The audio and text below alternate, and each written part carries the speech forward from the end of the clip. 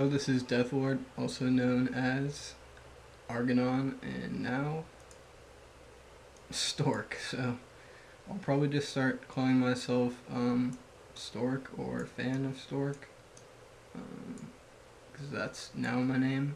This is a game I played today, some day in November. I'm not sure exactly what day it is. The 20th or something like that. Anyways, it's a PvZ on Lost Temple, and my opponent is going to be a Zerg player, Synthetiq. So, yeah, I hope to see a good game here. After this game, I checked his stats, and he was a 2000. He was over 2,000 ranked in 1v1. He was like 2140 as Zerg, rank 3 in his league, so he's a pretty good player. Let's take a look at his APM. Yeah, above 200, so... and I'm just starting at 30. So, yeah, let's see if this guy can beat me. My friend's saying something.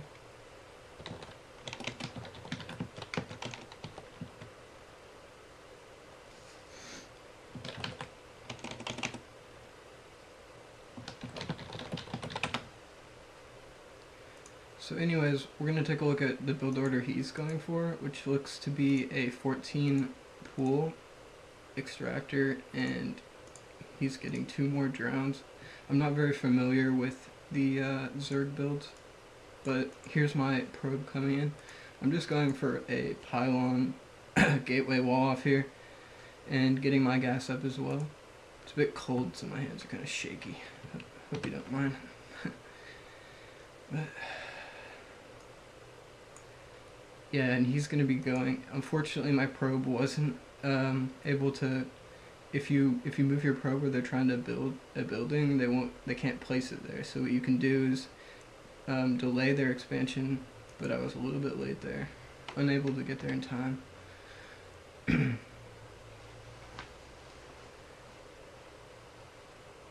now we can see I'm just harassing his drones.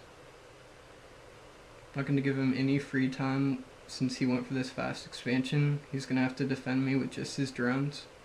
And there comes his Zerglings, so... able to do a tiny bit of harassment, scout what was going on, but I wasn't able to keep that alive, which is kind of hard to do in StarCraft 2. You got to kind of run your probe out early before the Zerglings come. I thought he might just be droning up. So... anyways, here comes 2 scouting Zerglings. I have my second gateway in place here. Cybernetics core is out, and Warpgate is researching. So these Zerglings aren't going to be able to do much. He's actually going to start picking at my gateway. So what I do is, yeah, just a quick little run and stab and run back. That's why in pro games you don't really see this a lot. It's not that effective. It takes more micro than it's really worth. And now you can see he lost those 2 Zerglings. Instead, he could have just pulled them back, maybe ran up the ramp a little bit, see if I build any buildings here, and then ran back down. And they would have served a better purpose. Instead, these shields will recharge quite fast on the gateway. Yeah, I decided to drop a pylon and a forge here because I realized he fast expanded. He's going to have more income than me. And you can notice he already does, and I'm going to need this expansion to catch up. Later on, I'm going to be placing pylons in these areas, so I do not get Nidus networked, which is, it's terrible as Protoss. Your army's down here, all of a sudden roaches are in here, and you have to pull all your probes, and then they're killing a simulator, probably a couple pylons, and then they'll just get away with that. So that's not good. You want to see that and bring your forces in as soon as you see that worm coming. Pretty often, if you have pylons there, they won't even send a worm in because they know that you'll react in time. So, just all it takes is 2 pylons because this simulator can see anything there, I believe. So all you have to do is place one about there, and about there, or about there, and about there, and that will do it. Also getting weapons 1. It's very important when facing Zerg to get weapon upgrades. Primarily because you can hit, your Zealots can hit Zerglings and, as well as Hydralisks and other things in fewer hits than otherwise. Or at least one fewer hit if you have the upgrade. So, very important there. Here comes a Zergling bust. He's going to try and take down this Nexus. This is terrible for me. I kind of blocked myself in. This is really... Oh man, I thought this might go down. Desperately warping in some Zealots down on the low ground here. And putting down a couple force fields to try and reduce the area which he can attack. And wow, that is a low Nexus. And he managed to sneak up here. I think that was a bad idea to go for the pylon. He should have ran deep in here. He's waiting too long, and now I'm going to be able to warp in 3 stalkers right here. That's not going to be a problem at all. Not a single probe kill. And that was completely... I mean, he didn't get the pylon. It's at 36 health. He didn't get the Nexus.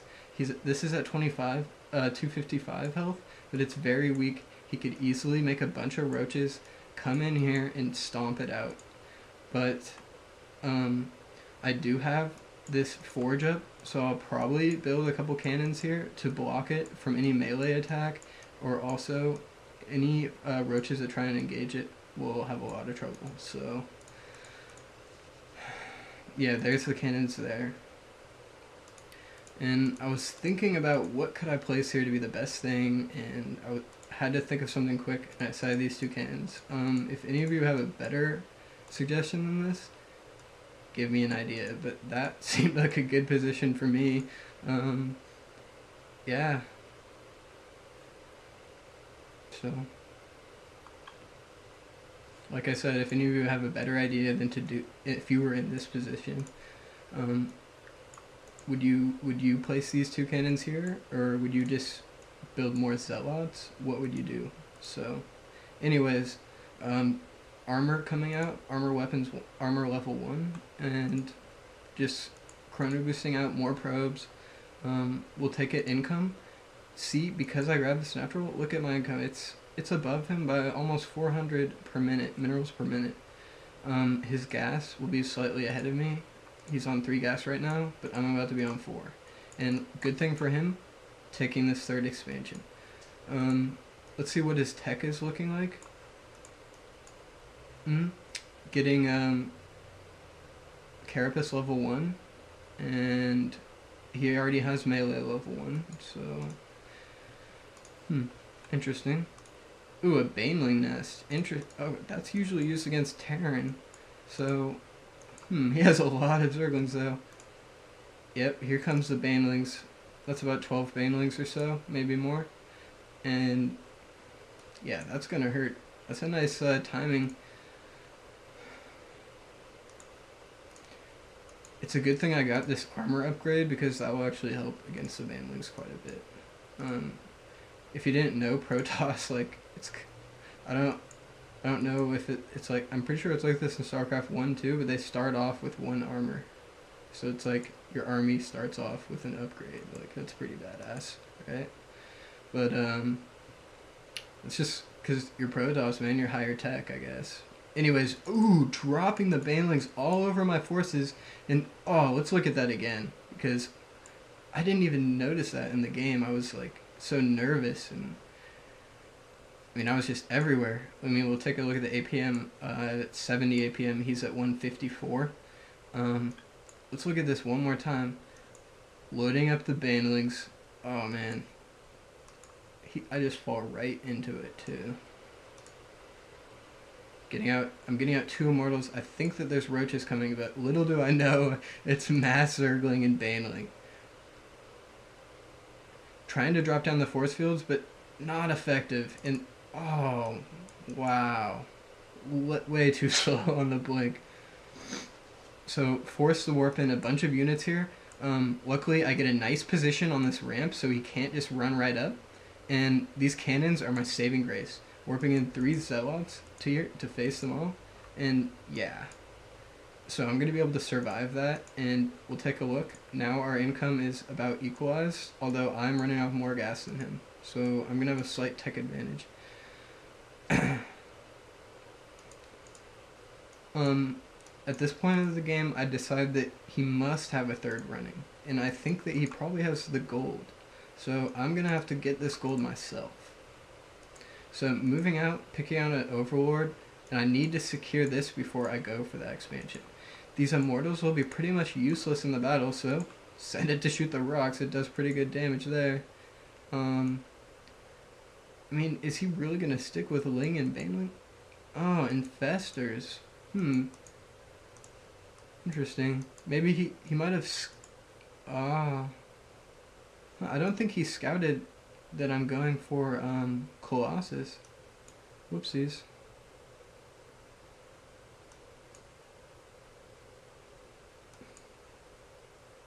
I have the mistake of doing that.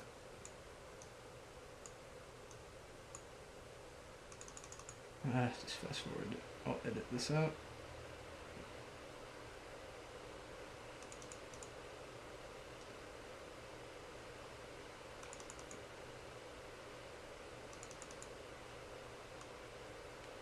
So anyways, I decided to bring a few more forces down. I feel like he's probably not going to put too much pressure on at this point of the game.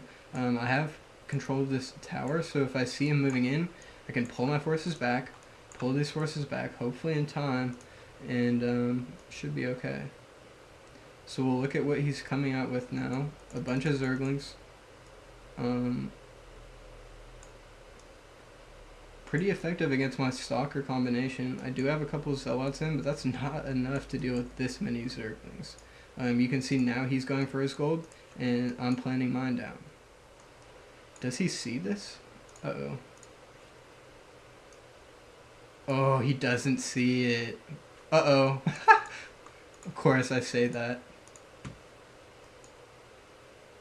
Yeah, he sees it alright. He's just gonna sit right on there. And right now he's probably getting a little nervous too. He probably didn't expect this expansion to be coming up quite this quickly. And this overlord isn't going to see much of what's going on other than this cannon getting placed. So yeah, I decided to cannon this up pretty good. I have a feeling that Mutalisks are coming because I know Zerg players love to do that Baneling Ling Muta build. And, well, I just need to get more Stalkers, more Colossus for this, basically. Even if you always want a couple sentries against, because even if they don't have Mutalisks, they can switch very fast. And Mutalisks are pretty good against Stalkers if they don't have a sentry underneath with that Guardian Shield. But Blink Micro can be used even without Guardian Shield pretty effectively. However, with Guardian Shield, Stalkers absolutely trump Mutalisks. Like, they just dominate them. And smart Zerg players will just pull out their Mutalisks and make you waste your Guardian Shields. So it's good to at least have, I have, looks like 6 here. So I'll have a lot of energy coming in. And it's good to build these early because it takes quite a while for them to build up energy.